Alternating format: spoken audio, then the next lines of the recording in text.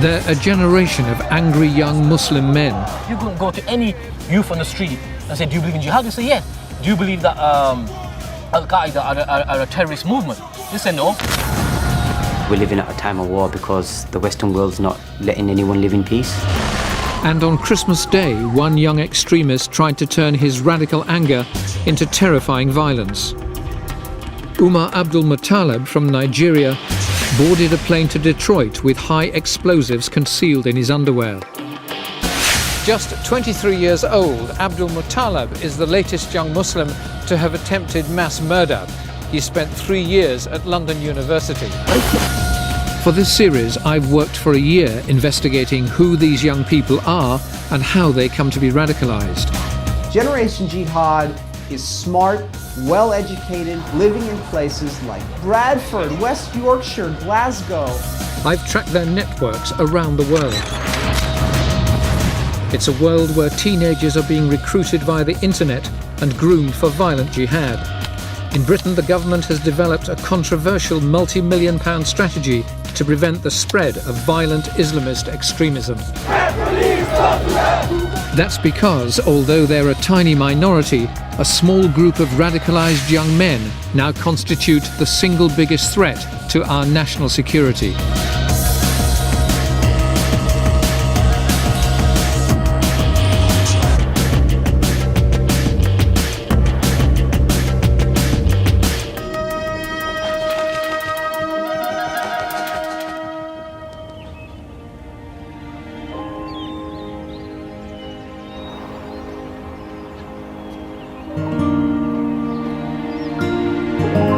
My journey began in West Yorkshire, home to 2 million people, also home to 3 of the 7/7 bombers who attacked London in July 2005. I wanted to find out why some of Britain's young extremists are prepared to support violence against their fellow citizens. Yorkshire is a proud place, I know, because that's where I come from too. Bradford, Leeds, Huddersfield, Halifax, Dewsbury, cities and towns still rich in their industrial heritage.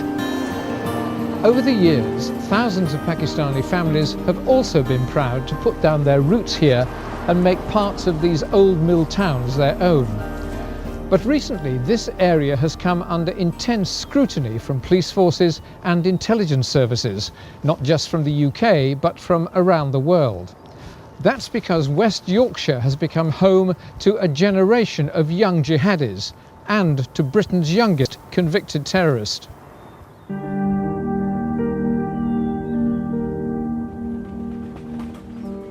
The terraced streets of Saviltown, a small community on the southern edge of Dewsbury, are home to 5,000 people. It's a largely Asian area, unremarkable in almost every way. Saviltown is a very, very tight community. Everything that you do, everything that you say does get back to other people. If you're doing anything wrong, or if you're doing something great, if you've just graduated, if you get married, everybody knows your business. Hamad Munshi went to Westborough High School, the local comprehensive. His classmates and family in Saviltown thought they knew Hamad well, an ordinary schoolboy studying for his GCSEs.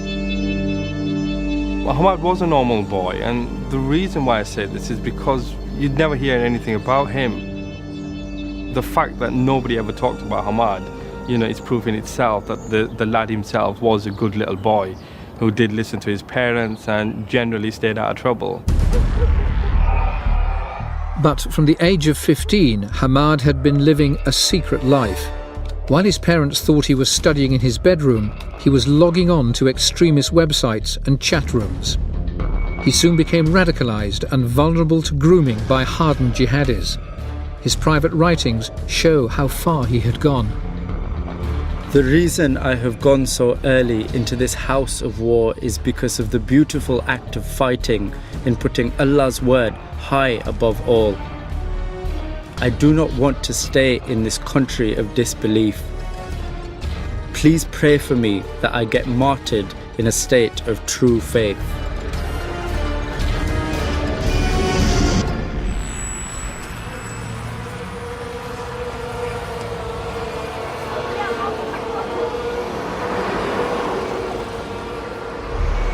Within months, he was wired into a serious jihadi cell. Without his parents knowing, he met a Bradford man who was one of the key figures in the network that was planning terrorist attacks in Europe and North America. But police had some of the group under surveillance. One summer afternoon, as Munshi was walking home from school, the police moved in. His house is now being searched by police, investigating an alleged terrorist plot. When I first heard about the house being raided, I was at home watching the news. This is when I first saw this, and I didn't believe it. I mean, there's just no way that this was happening to this family. When I did approach the street, when I did approach the house, there were a lot of people stood there. Everybody was just confused as to what was going on. In his rucksack, the schoolboy was carrying 2 bags of ball bearings, similar to those used in suicide bombs.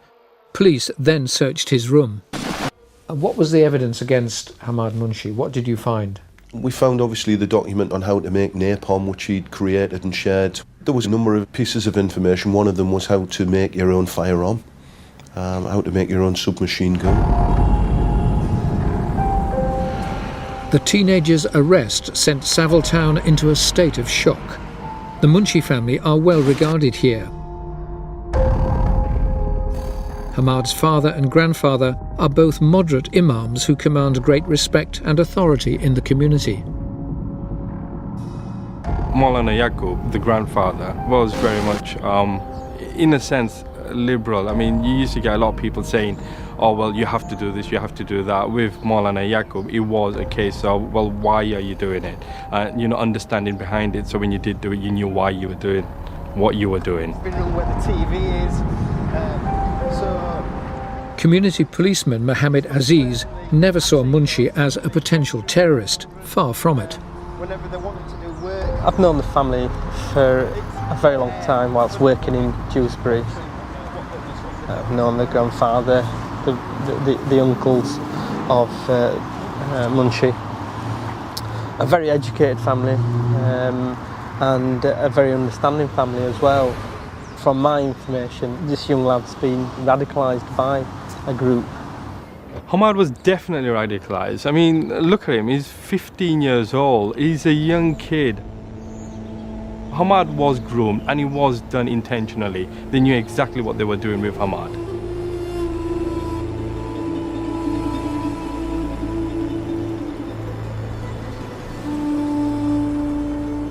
We met the Munshi family several times while researching this programme, but they declined to be interviewed on camera.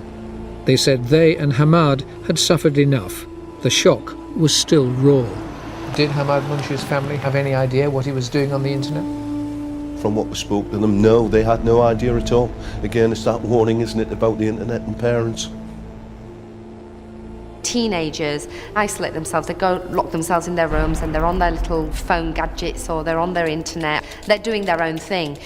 And whilst mummy downstairs has got the big Indian channel on with watching her favourite Bollywood dances, oblivious to what her children are actually getting up to. And I think that we need to actually, that is a real issue in the Pakistani home. Hamad probably wanted to be a big man. Hamad probably wanted to, get attention from other people to see, well, look, this is what it's like. This is the frustration. If you guys aren't going to do anything, then I'm definitely going to do something. He wanted people to see what was going on, and he wanted people to stand up, wake up, and notice what is going on in the world and how we're so isolated from his warped truth. Hamad Munshi was found guilty of possessing information likely to be useful to terrorists. He was sentenced to 2 years, making him, at 18, Britain's youngest convicted terrorist.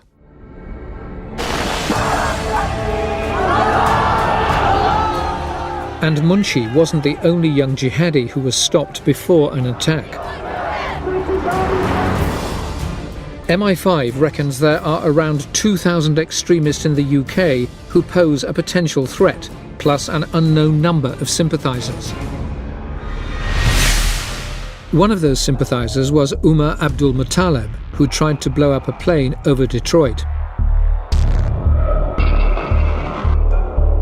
As a schoolboy in Nigeria, he had, just like Ahmad Munshi, discovered extreme Islam and posted his jihadi fantasies on the internet. His radicalisation grew during his 3 years at University College London.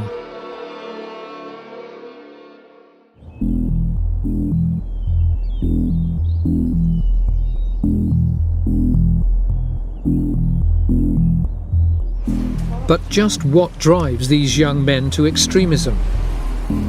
It's exceptionally difficult to talk to those who've fallen foul of Britain's anti-terror laws. They often view the media as the enemy. But we did find two who were prepared to speak to a Muslim colleague.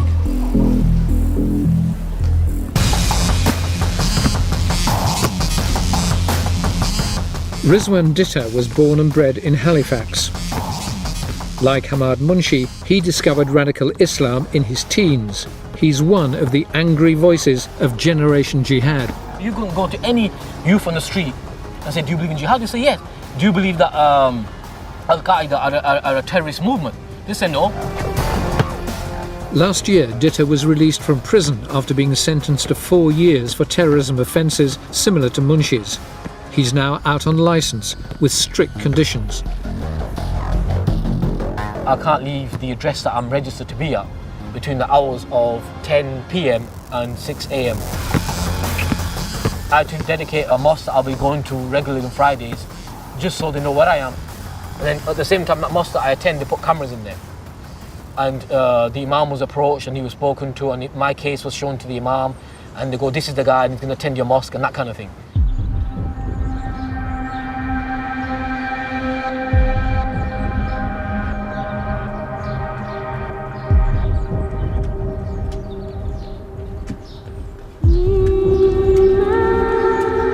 Bilal Muhammad is Rizwan Ditta's friend. He too was born and bred in Halifax.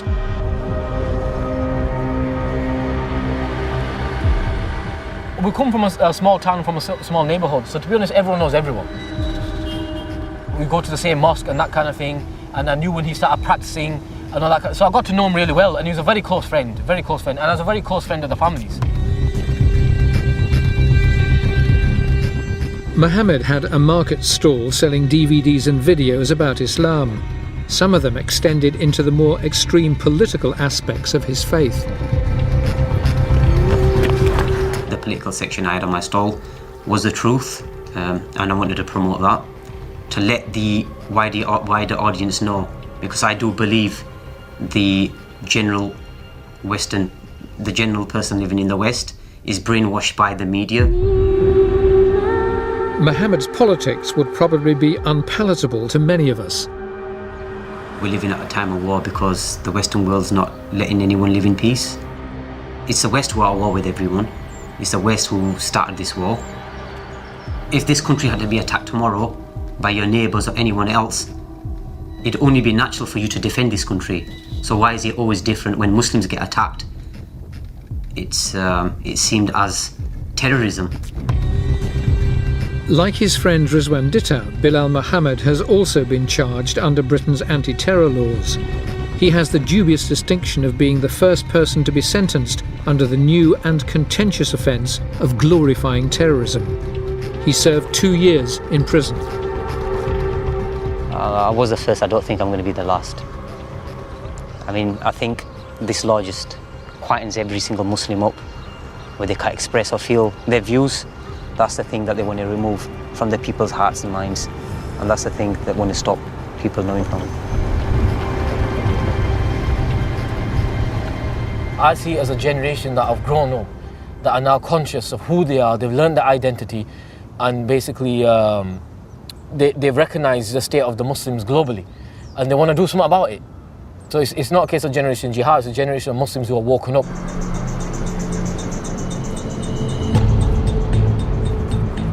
Everything in life it links back to Islam, from the way I dress to the way I deal with my family, everything.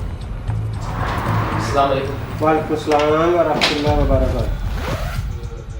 Even now, as I'm sat in the barbers getting my beard trim, I'm only going to trim it to a certain length because I can't trim it fully off.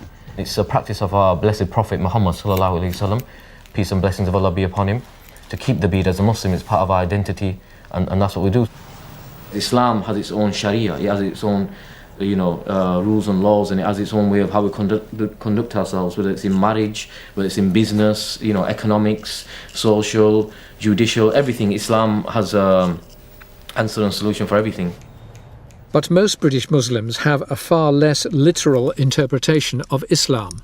There seems to be a very small number of people that are bought into this bizarre cult that to be a Muslim, you've got to follow the kind of societal, cultural protocols of 6th century Arabia. Yeah, now, I mean, what does that actually mean? Yeah, in terms of, it means you can't engage with the 21st century. So how did these divisions in British Islam arise? Rizwan Ditta's background is no different from the majority of British Muslims. My family originated from Pakistan, but the origins and the story, just like many other people, came here in the 70s, economic migrants, and just been doing the same thing ever since, working hard, establishing life here and raising us. I haven't come from an affluent background, but at the same time, I never was, I've never been a victim of, you could say, poverty or any kind of, family breakup or any problems like that. I never had anything like that. Ditta's father arrived in Britain in 1969, part of the last big wave of Pakistani immigrants who were arriving in the 50s and 60s. He went to work in Nestlé's chocolate factory in York. Like most new arrivals from Pakistan, Ditta's family were Barelvis, followers of a moderate school of Islam. Most of these immigrants had great pride in maintaining their Pakistani culture, a reminder of the land and traditions they'd left behind. Their religion was just part of that. Women covered their heads, but only with a thin veil like the custom back home. The men were usually clean-shaven and wore Western clothes. There was no hint of radical Islam. As Pakistanis, we've had a lot from this country. My dad came from an uneducated, very rural, deprived background, and he was raised as an orphan. He was a great businessman. In fact, he was so highly regarded in Bradford that he was sorting everybody's mortgages out, and he had a branch of a building society which was iconic. Most were prepared to live happily alongside mainstream British culture. By the early 80s, Rizwan Ditta was attending primary school in Halifax. The schools were predominantly white, they're predominantly English children. And then slowly, bit by bit, you had more and more Asian students there. So when I first went to my secondary school, it was predominantly white. Friends were mixed. Friends were whether Asian or English. Bilal Muhammad started school in Halifax a couple of years later. By then, attitudes had begun to change. Growing up was quite tough. Back in the 80s, there was quite a lot of racism. Primary school wasn't too bad, but growing up, going out to the local areas would sometimes get quite tough because there used to be a lot of pubs and bars around the place. Just going out there and they'll be like, "You packy," that kind of stuff. Racism against British Asians became endemic in many parts of the country. Most suffered in silence. But in the late 80s, a landmark event changed the way many young Muslims came to regard themselves. The first seeds of Generation Jihad were about to be sown.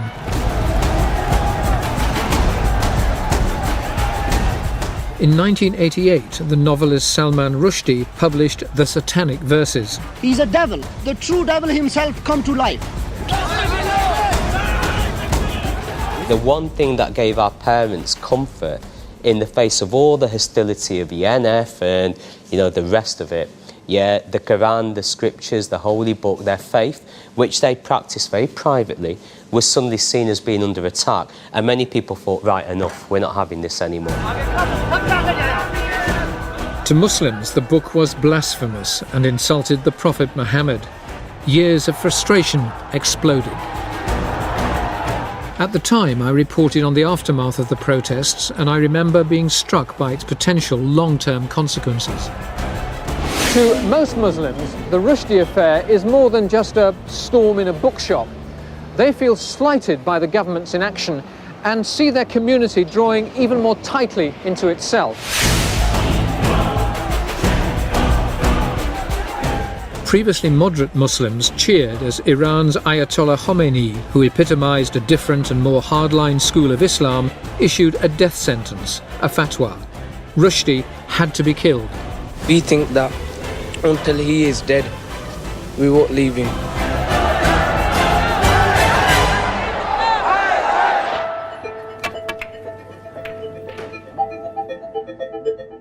Alias Kermani, a Bradford youth worker, has watched the rise of Generation Jihad across West Yorkshire.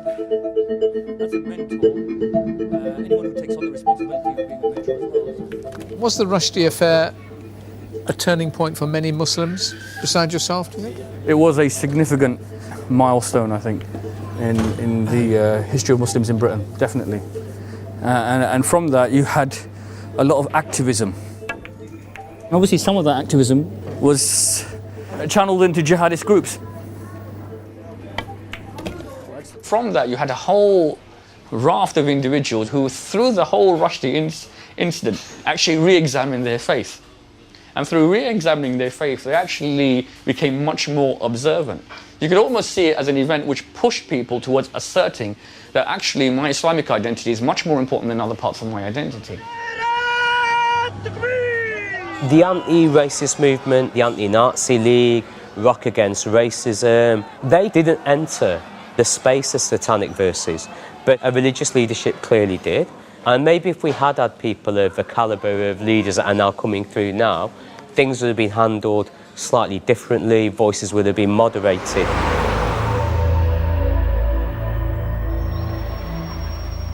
In this vacuum, religion rather than race increasingly became the political focus for many British Pakistanis. I started practicing Islam roughly back in 1995. I was still at school at that point, sixth form.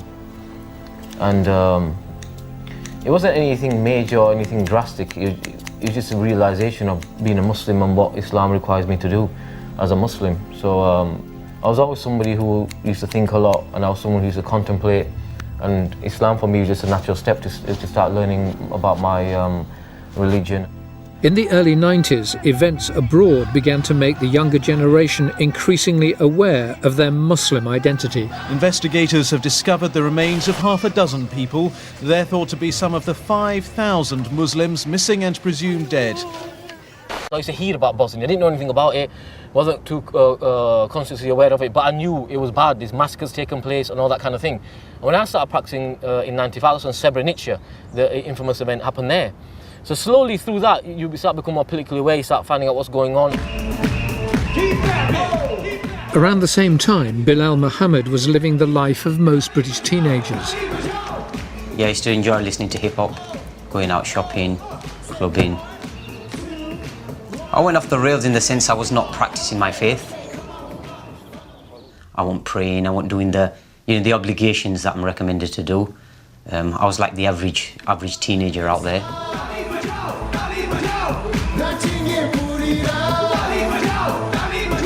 Muhammad wasn't just listening to music, he was part of the Asian club scene. Praying 5 times a day wasn't part of it, but increasingly his friends were rediscovering their Islamic faith. A lot of my friends, people who I knew that was in the music scene, who I grew up with as young kids, and they changed and they sorted their lives out. They wanted to come back to their faith, and I seen how it changed their life and how happy they were. Neither boy's parents were likely to complain about their sons turning to religion. It was something that my parents thought, well, maybe now he'll study, because he's become more Islamic, maybe he'll tighten up on that. But Islam just made me question it even more. So Mum and Dad might be delighted. Oh, he's hanging around with a nice bunch of Muslim boys. And so that's enough for them. That, okay, he's not on the streets with the gangs taking skunk and going out with girls. But what he's doing is going to the mosque, that's it. And so maybe that's enough for them. But what attracted some of the younger generation to Islam was not the moderate faith of their parents, but an extreme brand whose roots lay in Arab countries far from Pakistan. For angry young Muslim boys, traditional imams at the local mosques could not compete with fanatical voices calling for holy war against the infidels. If it's killing, do it! If it's paying, pay! You help your brothers, you help Islam! In many ways, the issues that young Muslims have are no different to other young people in society. So, for example, young white working class men who feel, again, disempowered, disenfranchised in society, okay, might manifest that through far-right extremism, through antisocial behaviour, maybe through binge drinking. Young Caribbean men, again, who have that same kind of anger and disaffection might manifest that through gun crime or gang behaviour or knife crime. And young, angry Muslim men, okay, feel that they have a justifiable cause and might latch onto far-right Muslim extremism as well. At 17, Rizwan Ditta was attracted to the new radical groups like Hizb ut-Tahrir and Al-Muhajirun. I used to attend talks and lectures and seminars run by many groups and movements. I was never partisan to one alone. They give me my political understanding, which I really need to develop on what was going on, because they were the ones that was talking about what's going on globally, and they were giving you a solution. They should be aware what it means to be Muslim in this God-forsaken country. We have been born. These political groups talked of building an Islamic state or caliphate, uniting the entire Muslim world under medieval Sharia law. At the time when we heard it, we thought, Khilafah, what is this? Islamic State? Where's this come from? You know, where's the Islamic State? Is it in Pakistan? You know, is it in China? You know, is it in Bangladesh? You didn't understand what it was. Is it Saudi? Saudi Islamic State? But what the Islamist extremist wanted was a worldwide Islamic state, and events in the Middle East acted as a powerful recruiter to the cause. In September 2000, 12-year-old Mohammed al-Durra was shot dead by Israeli soldiers in the Gaza Strip. The moment was seared on Rizwan Ditta's mind. Mohammed al-Durra is a blatant example. That was just like, if you can't see what's happening now, then you might as well go back to sleep, or you're living in zombie land, because this is blatant for you to see, where a father's protecting his son and he's telling him to back off, and you're now seeing a sniper shooting blatantly at him. I know Mohammed al-Durra is getting shot every day. There's Mohammed al-Durras all over the place. Just one got caught on camera. As with so many other things, Generation Jihad sees the conflict in black and white, ignoring alternative versions of such events and the atrocities that Palestinian groups have inflicted on Israel.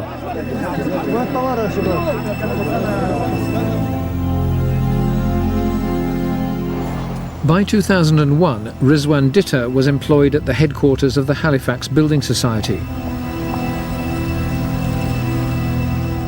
His friend Bilal Mohammed had left college and was working at a takeaway.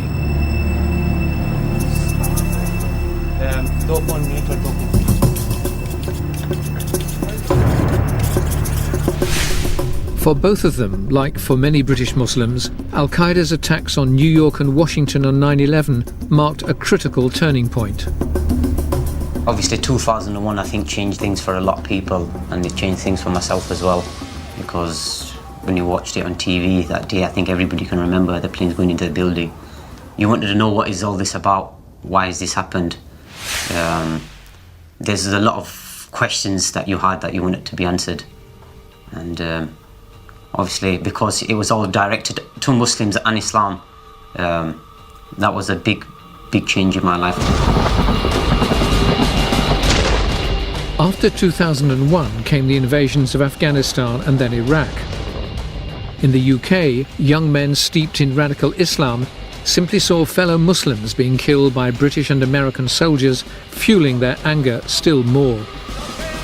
The suffering of a Muslim, whether it's in Palestine, Kashmir, or Iraq or Afghanistan, wherever it is, the same way I'd feel a pain if somebody attacked my own mother or my own father or my brother and sister, I've got heart. As Muslims, we don't have loyalties to where we've been bought and bred. We have loyalties to Islam and the Muslims. That's where our priority and our loyalties lie. So I believe that my loyalties Even though I've been born and bred in England, my loyalties and priorities lie with the Muslims. This is the concept of Ummah, the global community in which all Muslims are brothers and sisters. For jihadi sympathisers, it's used to justify almost any kind of violence in retaliation for the suffering of fellow Muslims. For moderate Muslims, such justification is a perversion of their faith. Ummah is attractive for a number of reasons. They're connected in a way that they've never been able to connect with anyone ever before. They also feel a strong sense of identity. Well, this is who we are, this is what we're about. We have a voice, we have a dress code, we have a certain set of ways that, set of rules and guidelines in which we carry ourselves on a day-to-day basis. There are elements in the Quran, just like there's elements in the Torah, and just like there's elements in the Old Testament that are about conflict, that can be used to justify racial supremacy, cultural supremacy. There's chapters and elements in the Torah about racial supremacy of one race over another. There's things in the Old Testament that are not exactly a John Lennon record. What we have from the seven heavens is the Quran, the word of God, the actual word of God, revealed to the Messenger Muhammad sallallahu alaihi wasallam. Relying on the literal word of the Quran is the trademark of radical Muslim groups like Al-Muhajirun. It was banned in 2006. Some of the extremist preachers associated with it were thrown out of Britain. It then changed its name to Islam for UK. That too has recently been banned. It caused outrage by staging stunts involving British soldiers returning from Afghanistan. By asking him to come into your life. Abu Raya from East London joined 4 years ago and was seen as one of the group's leading voices. You can't prove to me the Bible is the word of God, but we can prove to you the Quran here. Yeah, in Peckham we can prove to you that the Quran is the word of God. If radical means supporting your Muslim brothers, if radical means attending Islamic talks and learning about Islam, which is obligation on every single Muslim, if you mean radical, then yes, I become radical. Allahu Akbar. This group had a tiny membership. Its core message was rejected by the vast majority of Britain's Muslims. The British people, they are solely responsible for the war in Iraq and Afghanistan. They are responsible for 7/7 and they are responsible indirectly for 9/11 because they are the people who voted these people in. They were happy with occupying Muslim land. And if you throw a brick at someone's house, you would expect a brick back at you. Such views could be dismissed as the wild fantasies of a lunatic fringe, but they still excited powerful emotions. Take us out of our country. Calm down, calm down. No, I'm asking you, right? You start swearing. Yeah. Calm down. Go back to Islam, right? I am Preach Islam, your I'm own. Muslim. Yeah, well, go back over there, preach your own stuff over there. Yeah, right? I was born Not in in this every country. right. But the uncomfortable truth is that almost every British Muslim convicted of terrorism offences has at one time been influenced by groups like this. You know what I mean? I find it really difficult to talk about Al-Mujahirun in the context of them being Muslims, okay? They're fascists, yeah? They're fascists, they're exploitative, they are no different, okay, than the BNP or the English Defence League. Yeah, and I think it is incredibly, incredibly dangerous to give them the credence, yeah, of them being Muslims. Radicalism, however offensive, isn't the same as terrorism. So what turns an angry young man into a potential murderer? The young of Generation Jihad often share a similar profile: isolated, empty, and lacking a purpose in life. Umar Abdul Muttalib, who tried to bomb a plane over Detroit on Christmas Day, reveals such emotions when he posted them as a schoolboy on the internet. I feel depressed and lonely. I do not know what to do. I imagine how the great jihad will take place, how the Muslims will win and rule the whole world.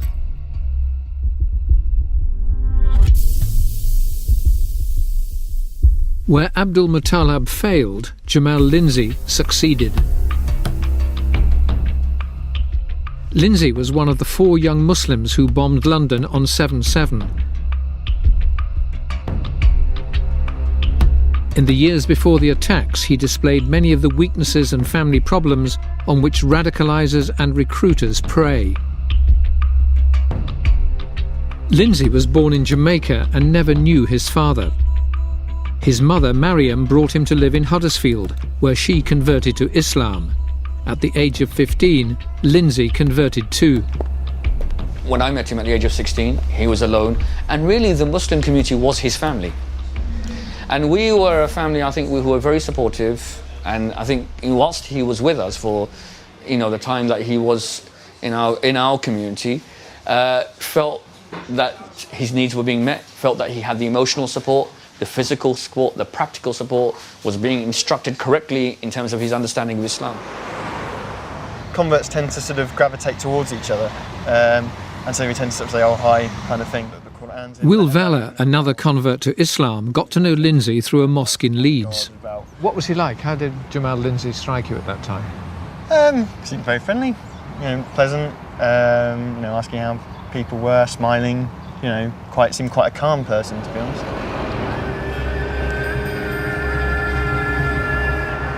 But Lindsay was a damaged young man with deep grievances, and it was his mother Mariam who inadvertently set her son on the road that ended so tragically.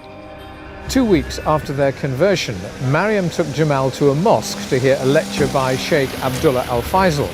She says that he was probably attracted to Faisal because he was black and he came from Jamaica. That's probably how Jamal's radicalization began. So how do you fight the Hindus? You have to bomb the Indian businesses. And as for the Jews, you kill them physically. Then you will overcome them in Kashmir and in Palestine. As well as knowing Lindsay, Alias Kamani has met and interviewed many young Muslims convicted under terrorism legislation. Lindsay's family history was not unusual. 9 out of 10 young men that I work with, when I ask them a question, a standard question, tell me about the relationship with your father. And most of them will tell me, well, I don't really have much of a relationship with my father. Yes, I respect him, but I don't really have an open relationship with him in terms of I can express my feelings. So as a result of that, an individual has a gap in their life in terms of who is my role model, who is, and almost, I suppose, a search for a father figure. And in particular, a compassionate senior male role model. Sometimes extremist recruiters actually play that particular role. The person who hates kufr, hates the infidels, and he wants to meet his Lord, the person who carries out this operation, from the first drop of his blood, all his sins are forgiven. Sheikh Faisal Abdullah seems to have become the role model for Jamal Lindsay, who by 2001 was a teenager living alone in Huddersfield. Abu Osama is another controversial imam who once studied with Sheikh Faisal in Saudi Arabia before Faisal came to Britain. He was a quiet, reserved, soft-spoken individual, but when he came to this country, the one-eyed man is a giant in the land of the blind, and he became the monster that he became a few years ago. Many of the younger Arabs and Asians who grew up in this country, they also relate to people like Faisal because they had a time in their life when they were not necessarily Muslims or practicing Islam. They were in the streets. They were engaged in narcotics. They were engaged in the nightlife. So to see a person like Faisal coming from that background as well and then getting himself together, so to speak, and becoming a Muslim, I think that also causes there to be a sense of camaraderie. It's thought that it was in Sheikh Faisal's study groups that Lindsay first met Mohammed Sadiq Khan, the leader of the cell that went on to bomb London. Gradually, Lindsay began to withdraw from the mainstream Muslim community in West Yorkshire.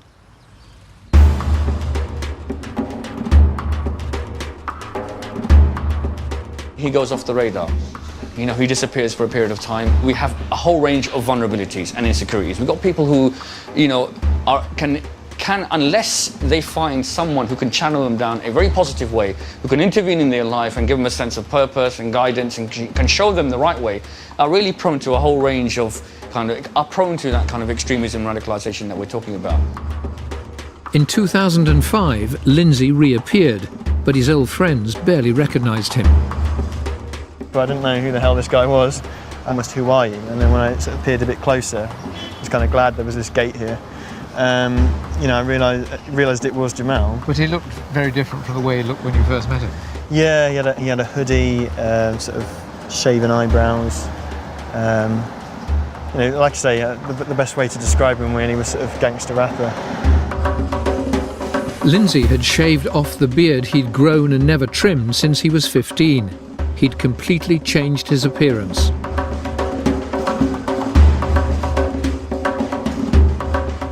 To avoid attention, all the 7/7 bombers transformed their appearance in the months leading up to the attack. The last time Mariam says she spoke to Jamal was on the phone from America 2 days before 7/7. She says that he didn't seem his normal, happy, cheerful self. He seemed preoccupied, as if he was planning something.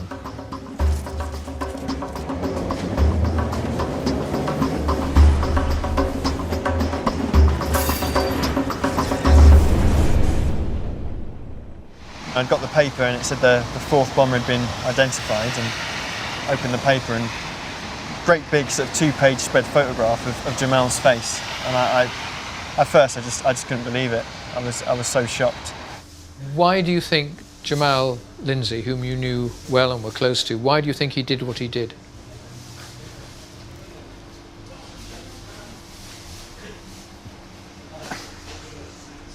I think it's I can't understand it. I really don't understand it. It really baffles me completely.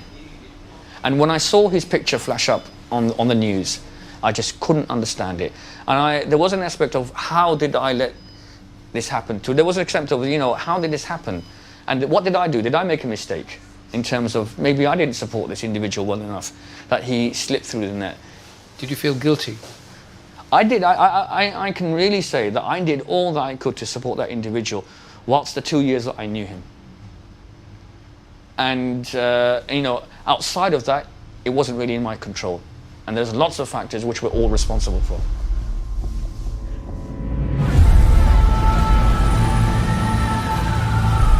The country was united in grief, a grief shared by the vast majority of Muslims who felt outrage and disbelief at the actions of the bombers who came from within their community. I felt shocked and disgusted with what had happened.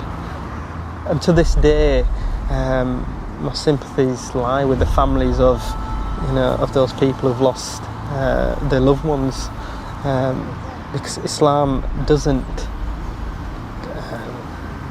you know, condone any of that. Not in my eyes at all, and not in God's eyes either. Not in Islam. But for the radicalised youth of Generation Jihad, mourning the victims of the London bombings exclusively does not seem appropriate. I think it's irresponsible because, first of all, it's an insult to those who were bombed yesterday or the day before or over the past couple of decades in the other lands. You've ignored them. We've had a minute's silence for everyone here in the West, but you've ignored everyone else. I see that as an insult. While Ditter denies supporting the murder of innocent civilians, he appears to have some sympathy with the Al-Qaeda cause. The people that died, they were civilians, they weren't soldiers. Isn't there a difference? The argument that's being used from the other side basically is that when you have occupation of the Muslim lands in particular, because that's what we're looking at here, when you have constant bombardment and you have like the police forces and basically the security is leashed upon a nation and a people, they're now going to redefine their understanding of innocent civilians. And that's what you get Osama bin Laden in his videos and his messages to Al Jazeera and this general news network saying that this war is no longer confined to these lands. We will chase you back, we will do stuff in your land, we will send people, we will penetrate your security. So from that angle, you can see how justified they are in their argument. Ditter's interest in the arguments and propaganda put out by Al-Qaeda was about to land him in serious trouble. Following the London bombings, the security services began to target suspected supporters of Islamist terrorism. Britain has some of the toughest anti-terror laws in the world, and the police began to use them. Bang at the door, police are knocking. I went and answered it. Now, obviously, nothing suspicious, so there's no reason for me to run and wake the family up or run around the house or try to run out the back door. I'm not doing anything, I've never done anything. They grabbed me, took me to the corner of the kitchen. Police officer, the first thing he said to me, he goes, "You don't look shocked." He goes, "You don't look shocked." And I go, "Why would I look shocked for?" I go, "This is happening all over the UK. It's a matter of time before it knocks on my door." The police searched his house from top to bottom. They knew exactly what they were looking for. Ditta was self-radicalised via the internet, and just like many others from Generation Jihad, had downloaded extremist videos and DVDs to form an extensive jihadi library. To the police, this was potentially vital evidence.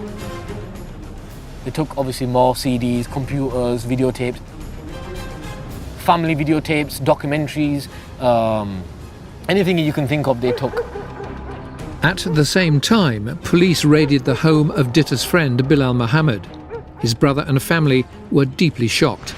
Going back to the day you got arrested, it was such a shock.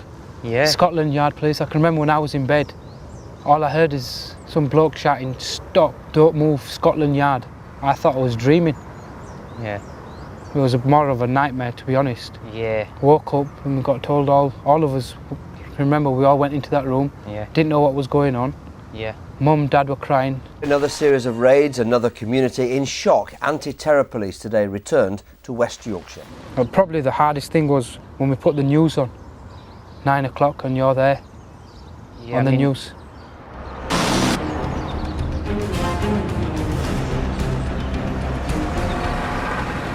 Going on the way down, the radio was on, and they had the breaking news, and on the breaking news it was 2 men have been arrested from Halifax. And I just turned around, looked at the officer and I said, 2 men, because I knew obviously I was one of them. And they quickly switched the radio off and they said, "Look, we cannot answer any questions you ask us now. And we'll talk, we'll have the interview when we get to the police station in Paddington." Before I arrived at the police station, they told me that we know who you are and what you're about. So there's no point hiding it and there's no point not cooperating with us. So speak openly, speak frankly. When we get to the police station, tell us everything because we know everything about you. I was giggling. I was laughing at the time and they go, "It's not funny. What we're saying is serious." I go, "Yeah, but it's so preposterous, I don't know how to react." One of the things that the intelligence services had discovered was that Ditta had visited Pakistan in 2005 and 2006. They suspected he might have been planning a bombing campaign in Britain. He was confronted by this during his interrogation. Are you a terrorist? Were you sent back? Who sent you back? And at that point you're thinking, well, how am I supposed to answer this? Because none of these questions even make sense. We're not accusing you of training, or we're not saying you actually did come back to the UK with the intention of suicide bombing, but that's the picture we have. We think you went to Pakistan with the intention of not coming back, but somebody sent you back and you were going to then carry out a bombing campaign basically in the UK. You were the next 7/7.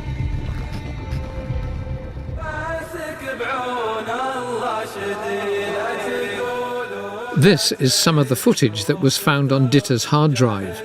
Police found hundreds of images that have been downloaded from the internet. Scenes of suffering and war in Chechnya, Bosnia, Palestine, Afghanistan and Iraq.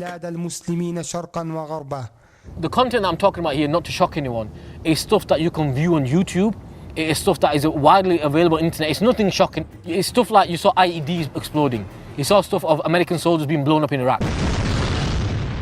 And then you saw the other side too. You saw the Americans committing atrocities. You saw things like that. Just videos like that, just hundreds of videos like that, all compiled onto one hard drive. The prosecutors asked an independent terrorism expert to look at the videos found on Ditta and Mohammed's computers. They are the main group of Generation Jihad, the people who are out there who spend all this time collecting and assimilating propaganda from Al-Qaeda and who are riding right on the line between activity that is defended by freedom of speech and certainly legitimate research activity to going and putting these ideas into action. Bilal Muhammad was selling these radical DVDs as he did the rounds of markets in the north. I don't believe I really had anything that was radical. Considering that there might be like really young people that buy the stuff, do you think it was responsible? I mean, it was like a full documentary. It wasn't all the way from beginning to the end like this. It was tell what's going on in the West, what the West are doing, what the West are saying, and at the same time it'll show the war-torn country in the lands of Afghanistan or Iraq. So it was all compiled together. It wasn't done just one person speaking all the way through it. You had two sides of the stories to it. But there was one video that caused particular concern. It was found hidden in a padlocked cupboard in Ditter's room.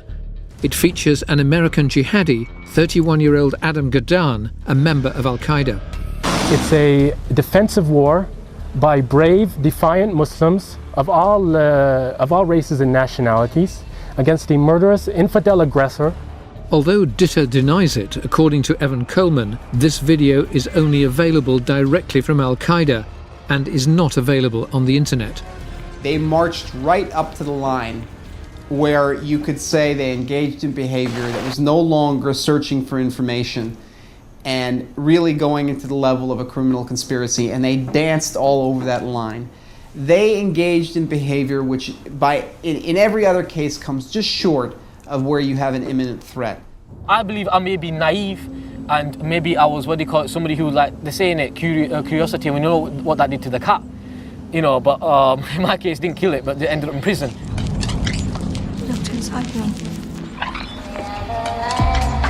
In November 2007, Ditter was released after serving 2 years of a 4-year sentence for possessing information likely to be of use to terrorists. Even though he pleaded guilty, he insists that simply owning video footage does not make him a terrorist. I don't have a clue. If you showed me any form of firearm, I couldn't clean it, I couldn't load it, I couldn't fix it if it locked up with you. I couldn't do anything to it. But yet, they classify me as a terrorist. Why? Because not only is it a case of firearms and weaponry, it's about ideas and thoughts. And once when you become too loud and you challenge the ideas and thoughts, that's when it becomes problematic for you.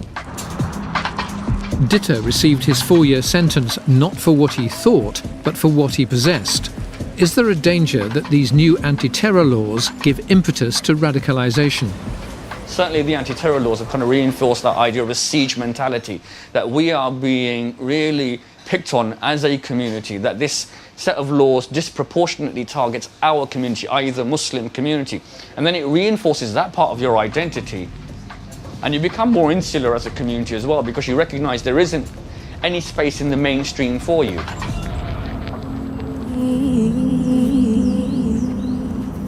The reason why the Muslim community feels itself being targeted is because in the process of identifying the albeit small number of potential bombers, potential terrorists, the community as a whole is being watched, is being monitored, is being singled out. I do accept the perception that you're putting to me. I do accept that. We are very sensitive to the way we carry out our operations in relation to the prevention of terrorism, and are very careful to judge retrospectively how our operations have been carried out and how they've been perceived by the community.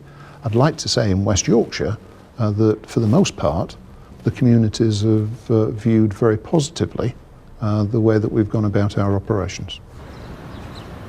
Bilal Mohammed also pleaded guilty and got 2 years, but he claims that many in his community believe it's wrong to brand him as a terrorist. As a result, he says he's been welcomed back with open arms. I've lived in this community for 28 years now. I have a good relationship with the general community, especially with the Muslim community. And none of the Muslim community see me as a terrorist, to be honest with you. They all received me very good. I mean, I had flowers brought to my house. I mean, I couldn't sit with my immediate family alone for a good part of almost 3 months because of the amount of visitors we had coming back and forth, bringing me presents, money, obviously giving me support and comfort and saying everything's all right, don't worry, he didn't do anything. But the risk that supporters of extremist Islam will turn into terrorists is real. Abdul Muttalib's failed attack confirms the potential tragedy that one young man can unleash, and he's unlikely to be the last. the police and security services cannot afford to take their eyes off Generation Jihad. A generation that is totally alienated from the values of their parents, and even more alienated from the values of wider British society. All too often we don't engage with them, and the intense targeting by the police and intelligence services only increases the anger of those who are vulnerable to radicalisation. Now, this targeting is understandable given the serious nature of the threat we face, but the danger is that we create even greater resentment that may only end in further attacks. My investigation into the roots of radicalisation began with the story of Hamad Munshi from West Yorkshire, released from prison last May. Police felt that, aged 16, Munshi was on the brink of graduating from being a supporter of terrorism to becoming an active participant. But how is a 16-year-old on a computer turned into a potential bomber? Munshi was unlucky enough to come into internet contact with this man, Abid Hussain Khan from Bradford. How was Hamad Munshi recruited? He got into these social networking sites, he got talking to like-minded people, and Khan had access to those through his social networking site, Actibian Publications. Munshi got involved into that, and obviously his thoughts were changed. His thought processes were changed, and he became involved with extremists. To his friends and family in Bradford, Abid Khan was a normal youngster, working in a burger bar at weekends to earn a few pounds. He used to like football, cricket, played football in school, for the school team. He's a reasonable footballer. He used to like cricket. He used to support Manchester United. Is your son a terrorist? No, he's not a terrorist, but you couldn't kill a fly, right? You know. We're not talking about killing flies. He's not a terrorist, he's my son, right? But Khan had a clandestine existence, running a jihadi social networking website that actively targeted young Muslims. They're invited to join, and then they're subjected to a very singularly minded view that Al-Qaeda put out. So Abid Khan was a sort of Al-Qaeda predator? Yeah, he would be that sort of equivalent to, you know, a predator on the website, gets young people trapped into it.